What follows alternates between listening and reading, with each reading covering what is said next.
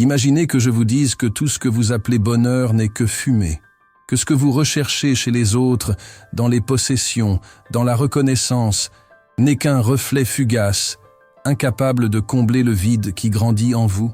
La promesse que je vous fais ici n'est pas celle de réponses faciles, mais celle d'une confrontation inévitable. La liberté que nous recherchons, tant n'a jamais été à l'extérieur, elle a toujours été au plus profond de notre être. Et si vous continuez à regarder du mauvais côté, votre destin sera l'esclavage.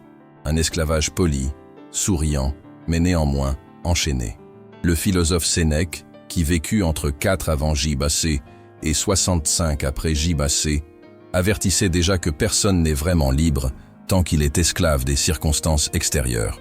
Il voyait des hommes fiers de leurs fonctions, de leur maison, de leurs titres, mais vivant néanmoins comme prisonniers de leurs propres attentes. Le paradoxe est cruel. Plus nous croyons que le bonheur dépend de ce qui se passe autour de nous, plus nous devenons fragiles. À chaque revers, un gouffre. À chaque critique, une chute.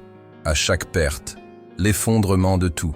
Mais si ce n'était pas le cas, et si la véritable force résidait dans la reconnaissance qu'il existe des choses qui ne seront jamais sous notre contrôle, le destin des autres, les opinions, les aléas de la fortune, les caprices du hasard. Combien passent leur vie à essayer de retenir les tempêtes à main nue, s'épuisant dans des combats contre l'inévitable? Combien tombent malades à force de vouloir forcer le monde à se plier à leur volonté? Ce n'est pas le monde qui est mauvais. C'est nous qui confondons pouvoir et possession, liberté et licence, bonheur et accumulation. À chaque pas que nous faisons prisonniers de cette erreur, nous devenons plus vulnérables. Il suffit d'une insulte pour que nous nous perdions dans la colère. Il suffit d'une perte pour que l'espoir se dissolve. Il suffit d'un silence pour que la solitude nous dévore. Mais si nous acceptions que rien de tout cela ne définit qui nous sommes vraiment, si nous comprenions que notre volonté, nos pensées et l'usage que nous en faisons sont les seules choses que personne ne peut nous enlever, à cet instant, un nouveau paysage s'ouvrirait devant nous. Sénèque insistait sur le fait que la vie ne devait pas être consacrée à la recherche d'applaudissements, mais à l'effort de cultiver la sérénité intérieure. Ce qui se passe à l'extérieur est toujours incertain, instable, changeant. Mais la manière dont nous y faisons face, cela, c'est notre œuvre. Et c'est précisément là que la liberté se révèle. Non pas dans le pouvoir de choisir tout ce qui arrive, mais dans le pouvoir de choisir comment nous réagissons à ce qui nous arrive. Avez-vous déjà pris le temps de réaliser que vous pouvez tout perdre, votre maison, vos amis, votre santé, et pourtant conserver fermement ce que personne ne peut vous enlever? Le silence en vous, la fidélité à vos convictions, la certitude que vous n'avez pas besoin d'être plus que ce que vous êtes déjà en substance. Et c'est peut-être là le choc le plus dur. Découvrir que nous avons été trompés par le désir d'être autre chose que nous-mêmes. Nous avons passé des années à essayer de porter des masques, à jouer des rôles qui ne nous appartiennent pas, à gagner le respect de personnes qui, au fond, ne savent même pas qui elles sont. Mais quand le théâtre s'effondre, quand le rideau tombe, que reste-t-il? Il reste la question qui tourmente ceux qui osent se regarder dans le miroir sans artifice. Qui suis-je vraiment? Et qui serai-je lorsque le monde autour de moi s'effondrera? Cette première vérité fait mal, mais elle libère aussi. Le bonheur ne réside pas dans ce que vous poursuivez avec tant d'avidité à l'extérieur, mais dans ce qui bat déjà en vous. Reconnaître cela demande du courage. C'est admettre que tout ce qui peut être pris ne vous appartient pas vraiment. C'est accepter que la liberté n'est pas de faire ce que l'on veut, mais de ne pas être dominé par quoi que ce soit qui ne soit pas sous le contrôle de votre raison. C'est embrasser la lucidité que tant de gens évitent parce qu'elle est exigeante, parce qu'elle ne permet pas d'excuses, parce qu'elle oblige à affronter le fardeau de sa propre vie. Et ainsi, nous arrivons au point de départ de la transformation. Soit vous vous abandonnez aux apparences et vous vous perdez avec elles, soit vous décidez de vous tourner vers l'intérieur et de revendiquer ce qui vous a toujours appartenu. Ne vous attendez pas à ce que le monde vous facilite ce choix. Au contraire, chaque regard, chaque comparaison, chaque bruit tentera de vous détourner de cette voie. Mais souvenez-vous, comme l'enseignait Sénèque, la liberté consiste à être maître de soi-même. Maintenant, la question qui reste, et à laquelle vous ne voudrez peut-être pas répondre tout de suite, est la suivante. Si la clé de votre bonheur a toujours été entre vos mains, Pourquoi insistez-vous pour la jeter et supplier les autres d'ouvrir la porte que vous seul pouvez franchir? Combien de fois avez-vous cru que votre vie s'effondrait parce que quelque chose avait mal tourné? Peut-être s'agissait-il d'un licenciement inattendu, de la fin d'un mariage, de la faillite d'une entreprise, ou même d'une maladie qui a complètement bouleversé votre routine. Dans ces moments-là, on a l'impression que le sol s'ouvre sous nos pieds, et tout ce qui reste, c'est la peur, le doute, le sentiment d'avoir été vaincu par des forces plus grandes que nous. Mais la vérité, même si elle est difficile à accepter, c'est que ce ne sont pas les événements eux-mêmes qui nous écrasent, c'est la façon dont nous les percevons. Pensez à quelqu'un que vous connaissez, peut-être un voisin, un collègue ou même un membre de votre propre famille.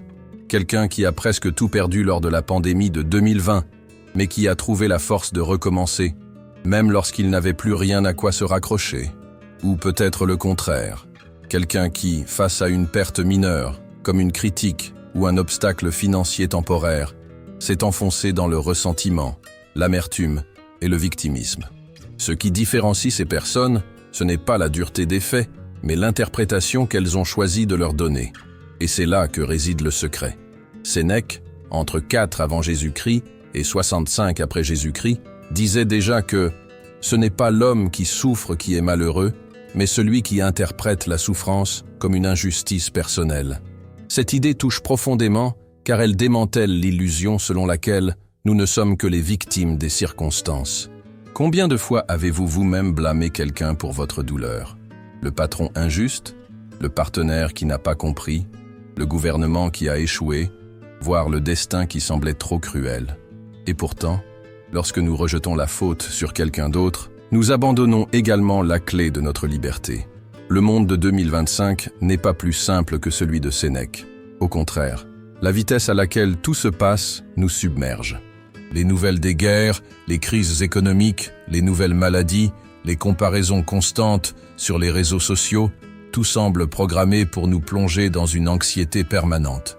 La peur de l'avenir pèse sur les épaules de ceux qui ont déjà vécu assez longtemps pour savoir que les promesses de stabilité sont presque toujours illusoires. Ceux qui ont 35, 40, 50 ans ou plus ont le sentiment qu'il ne leur reste plus beaucoup de temps à perdre. Et en même temps, ils sont rongés par l'angoisse d'avoir peut-être gaspillé une grande partie de leur vie dans des combats inutiles. Imaginez la scène.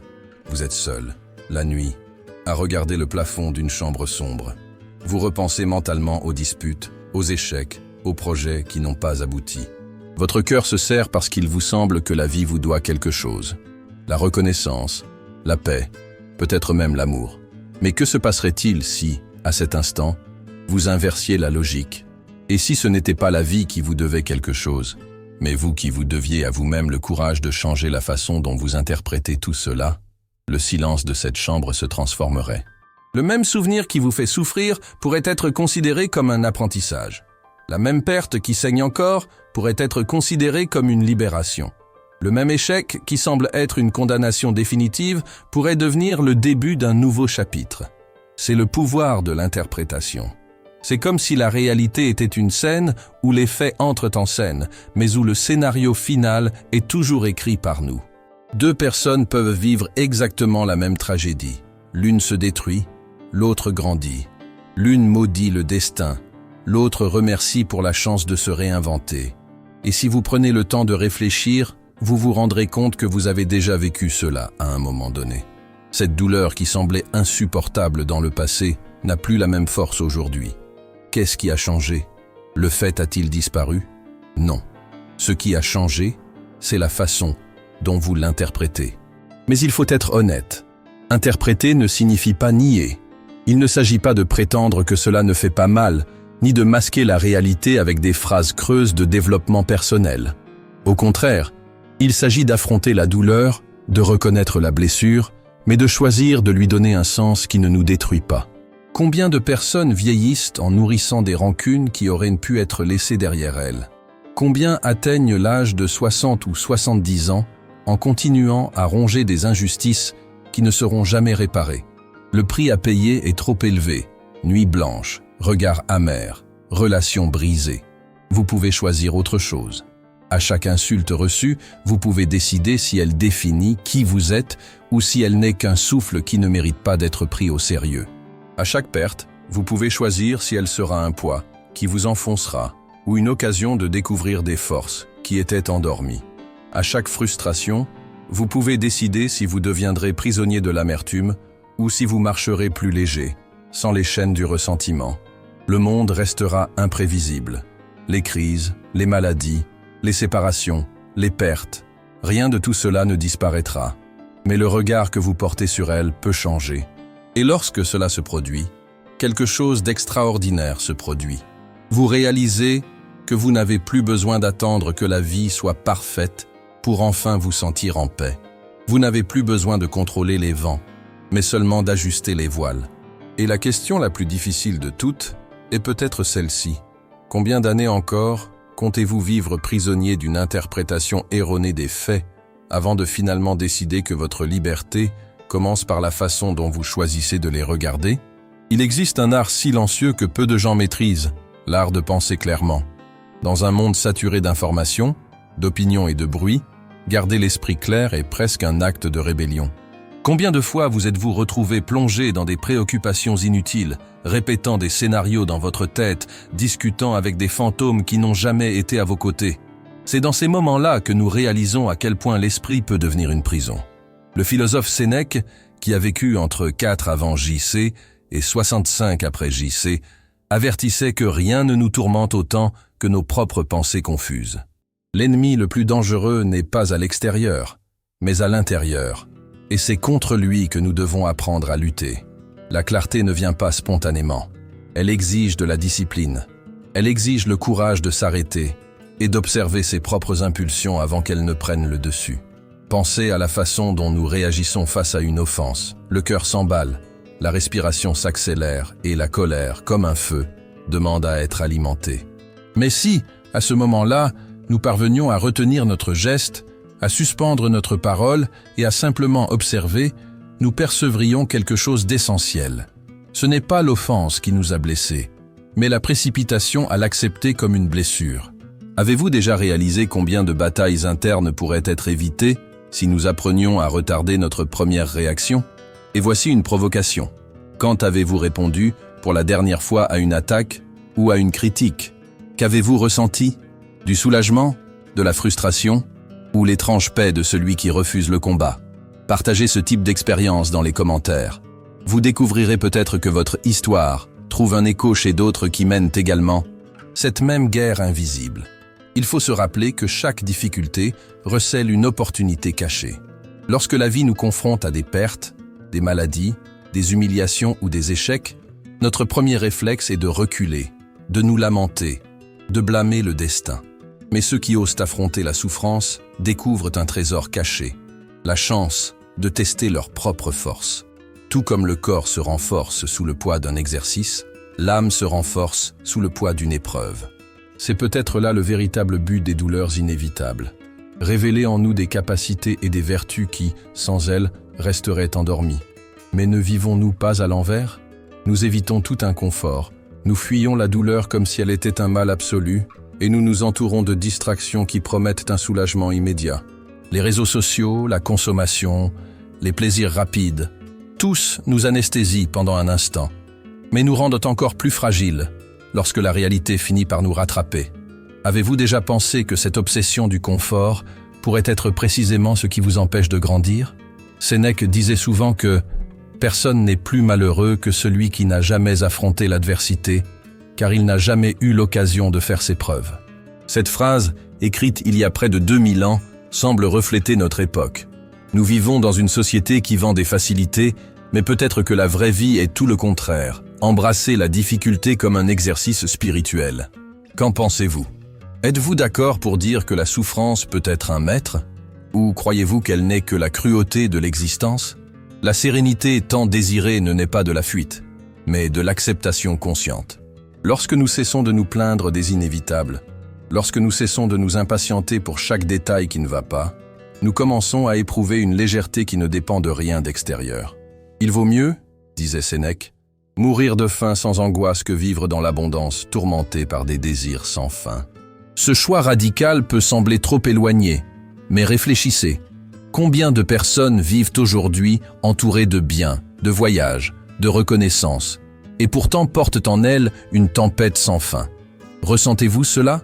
Ce poids qui ne diminue pas même après avoir atteint vos objectifs, même après avoir réalisé des rêves qui devraient vous apporter de la joie. C'est peut-être parce que vous n'avez pas encore regardé ce qui compte vraiment, la maîtrise de soi. Ce n'est pas l'accumulation de conquêtes extérieures qui génère la sérénité, mais la capacité à gouverner son propre esprit. Et cela n'arrive que lorsque nous apprenons à distinguer l'essentiel du superflu. Essayez donc cette réflexion pratique. Qu'est-ce qui occupe aujourd'hui votre énergie sans apporter aucune valeur réelle? Quelle préoccupation, quelle dispute, quel ressentiment pourrait être abandonné sans aucun préjudice? Réfléchissez calmement et, si vous vous sentez prêt, partagez vos commentaires. Vous vous rendrez peut-être compte que vous n'êtes pas seul. Beaucoup d'autres traînent également des chaînes invisibles qu'ils auraient déjà pu laisser derrière eux. La clarté de la pensée est comme une lame. Elle coupe ce qui est superflu, sépare ce qui est illusion, et nous ramène à ce qui est simple et vrai. Mais ne vous attendez pas à ce qu'elle surgisse sans effort. C'est un entraînement quotidien, presque une prière silencieuse face à la vie. Chaque matin, lorsque le monde tente de vous entraîner dans la confusion, vous pouvez choisir de faire une pause, de respirer et de vous demander « Est-ce que cela relève de mon contrôle ou non ?» La réponse, aussi simple soit-elle, peut être le premier pas vers une liberté que personne ne pourra plus vous enlever. Il y a une chose que nous préférons éviter à tout prix. Regardez l'inévitable en face. Nous passons notre vie à planifier, à désirer, à collectionner des projets, comme si la mort n'était qu'une ombre lointaine qui ne nous atteindra jamais.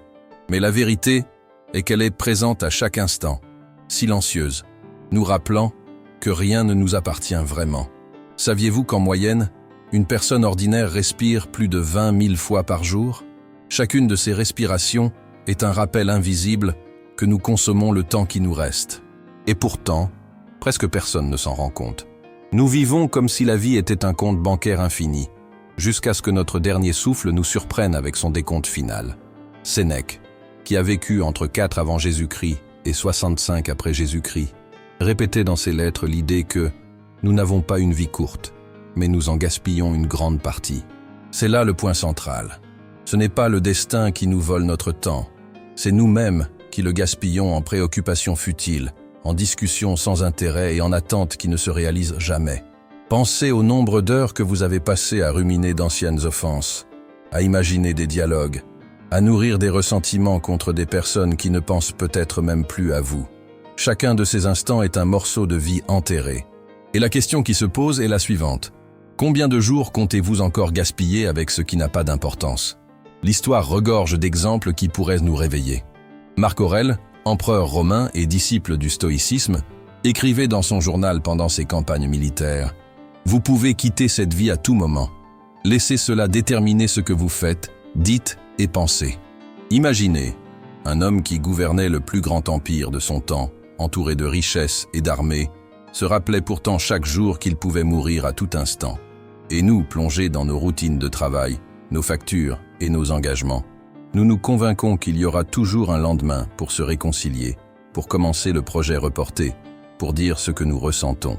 Mais s'il n'y en avait pas, curieusement, des études contemporaines montrent que lorsque les gens sont confrontés à la réalité de la mort, comme dans le cas de diagnostics médicaux graves ou de situations à risque extrême, ils ont tendance à réorganiser leurs priorités. Ce qui semblait urgent auparavant disparaît. Et l'essentiel se révèle. Les affections, l'intégrité, la paix de l'esprit. Pourquoi attendre qu'une tragédie frappe à la porte pour en prendre conscience? Pourquoi insistons-nous pour croire que nous serons éternels alors que nous savons au fond que le temps est la seule monnaie qui ne revient pas? Et voici une provocation. Avez-vous déjà parlé à quelqu'un ces dernières années qui était confronté à la fin? Peut-être un parent, un ami, un voisin hospitalisé? Il est impressionnant de constater que, dans ces conversations, on parle rarement d'argent, de statut ou de réalisation. Ce qui ressort est presque toujours la même mélodie. Des regrets pour les mots non dits, les réconciliations reportées, les vies qui auraient pu être vécues avec plus d'authenticité. C'est le tribunal silencieux devant lequel nous comparaîtrons tous. Que croyez-vous avoir le courage de dire devant lui? Mais il y a aussi un revirement dans cette réflexion. En considérant la mort non pas comme une ennemie, mais comme une conseillère, quelque chose change radicalement. C'est comme si la peur se transformait en clarté. Les petites irritations perdent de leur force. La précipitation se dissout. L'envie, qui nous ronge si souvent, se révèle absurde face à la certitude que nous marchons tous vers la même fin. N'est-il pas curieux que le simple fait de contempler la finitude puisse nous redonner la sérénité? Sénèque écrivait à Lucilius que « Celui qui a appris à mourir a désappris à être esclave. L'esclave est celui qui vit enchaîné à la peur de ce qu'il peut perdre, sa position, sa jeunesse, sa santé, sa vie. L'homme libre, au contraire, est celui qui regarde tout cela et dit « Je savais déjà que c'était éphémère ». C'est là le point de rupture. Il ne s'agit pas d'attendre la mort, mais de l'accepter comme une partie indissociable de la vie. Ce faisant, nous sommes libérés du désespoir d'essayer de retenir l'incontrôlable. C'est peut-être pour cela que tant de traditions philosophiques et spirituelles ont des rituels de commémoration de la mort. Les moines méditent dans les cimetières, les samouraïs portaient dans leur cœur la conscience de la transitoire. Et encore aujourd'hui, certaines cultures enseignent à conserver un objet symbolique, un crâne, une vieille photographie, pour se rappeler que le temps est court. Et vous? Quel rappel silencieux pourriez-vous porter sur vous pour ne pas oublier ce qui est vraiment essentiel? Cette réflexion ne doit pas nous paralyser. Au contraire, elle doit nous réveiller.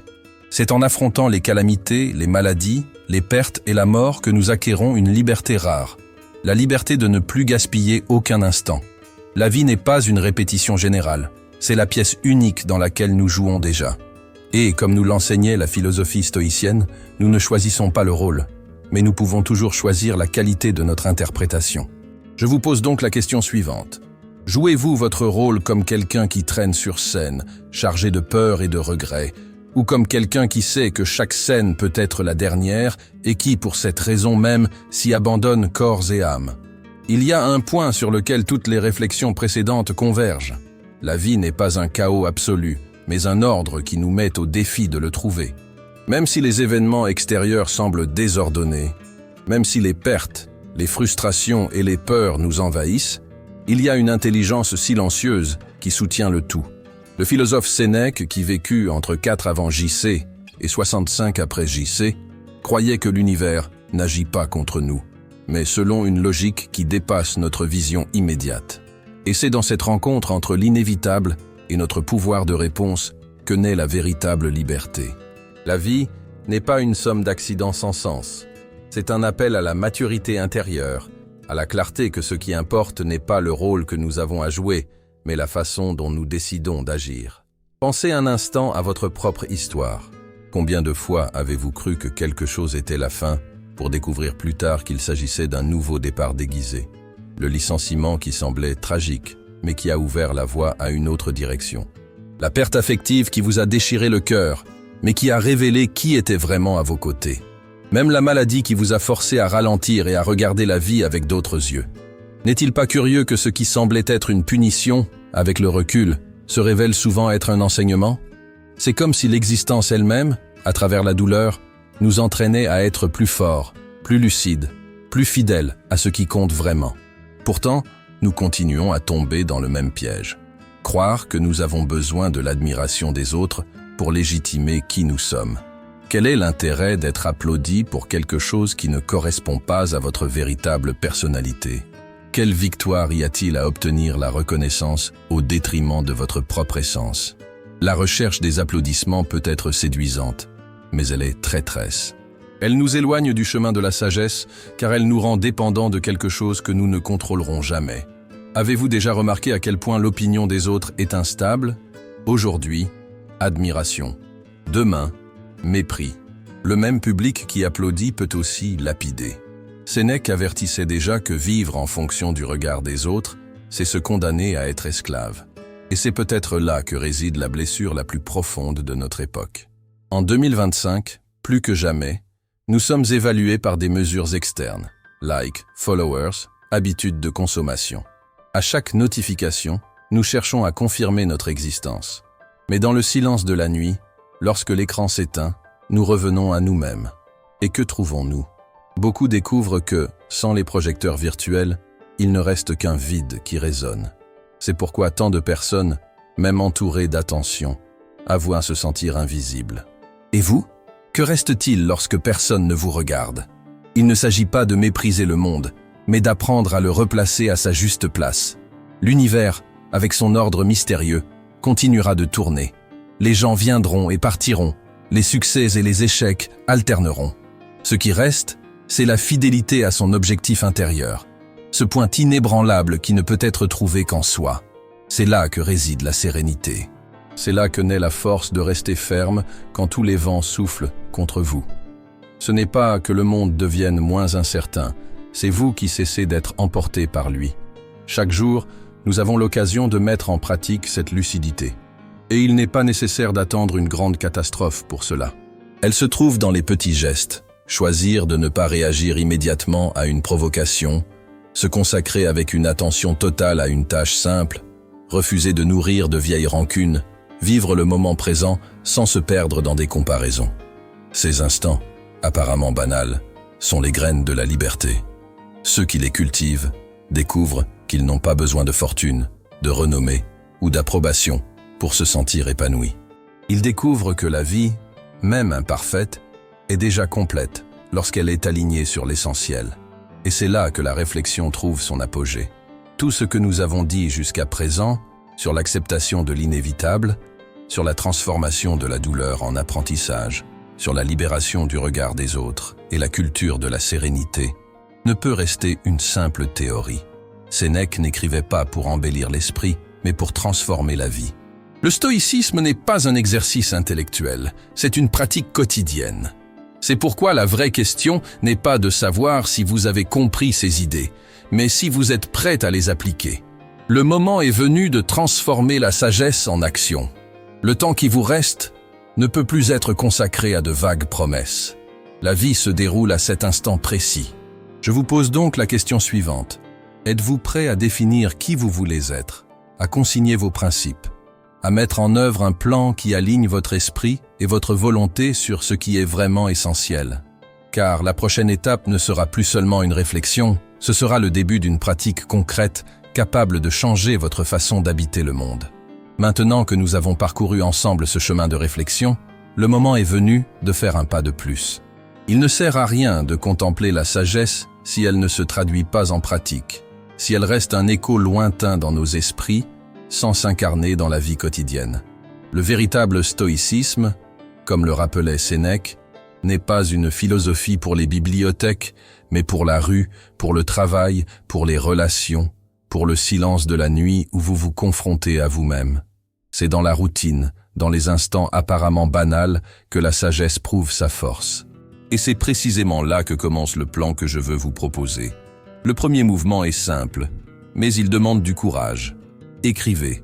Tenez un journal, un cahier, ou même un fichier numérique.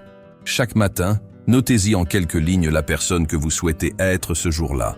Il peut s'agir d'une vertu, patience, courage, clarté, compassion, ou d'un principe, comme la décision de ne pas se laisser perturber par ce que l'on ne peut pas contrôler.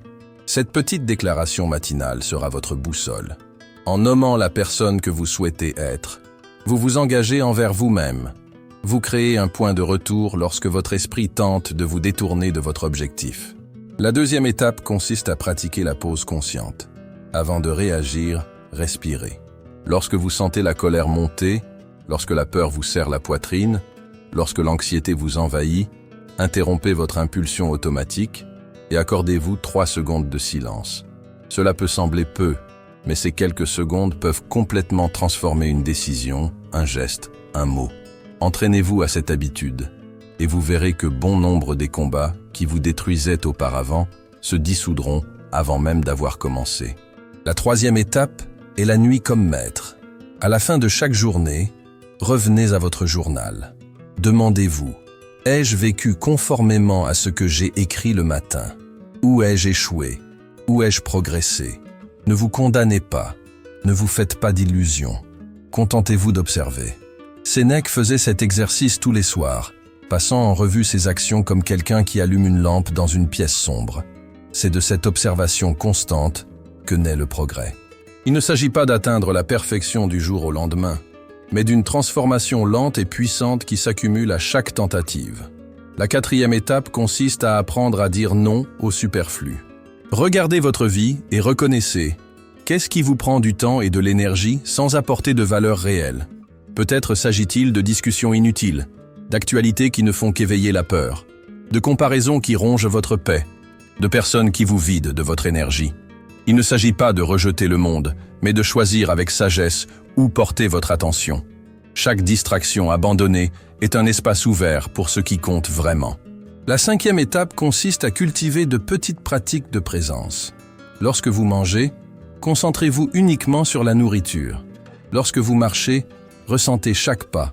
Lorsque vous discutez, écoutez vraiment, sans préparer votre réponse à l'avance. Ces gestes simples vous redonnent la maîtrise du moment présent. Ce qui nous emprisonne, ce n'est pas la vie, mais le fait de toujours lui échapper, toujours dans le passé, toujours dans le futur, jamais dans le présent. Le présent est le seul territoire où la liberté peut s'épanouir. Enfin, la 6e étape, embrasser la conscience de la mort, non pas comme une terreur, mais comme une conseillère. Chaque jour, rappelez-vous que cela pourrait être votre dernière matinée, votre dernière conversation, votre dernier geste. Loin de vous priver de joie, cette pensée lui donne une intensité incomparable. Elle vous libère de la procrastination, de la médiocrité, du report. Lorsque l'on vit dans l'ombre de la mort, chaque instant acquiert l'éclat de l'éternité. Ce plan est simple à énoncer, mais profond dans son application. Écrire le matin, faire une pause pendant la journée, réviser le soir, abandonner le superflu, vivre le présent et se souvenir de la mort. Si vous faites seulement cela, vous verrez en quelques semaines une transformation qu'aucun livre ne pourrait offrir à lui seul. La philosophie de Sénèque cesse d'être une belle idée et devient un chemin concret vers la liberté. Et maintenant, je veux vous entendre. Laquelle de ces pratiques a le plus résonné dans votre cœur? Laquelle êtes-vous prêt à commencer dès aujourd'hui? Partagez vos commentaires. Votre expérience peut éclairer le chemin d'une autre personne qui recherche également la clarté et la force. Si cette vidéo vous a plu, abonnez-vous à la chaîne, aimez et partagez. C'est ainsi que l'on maintient en vie une communauté de réflexion et de croissance, où chacun, à sa manière, chemine vers le même objectif, la véritable liberté intérieure.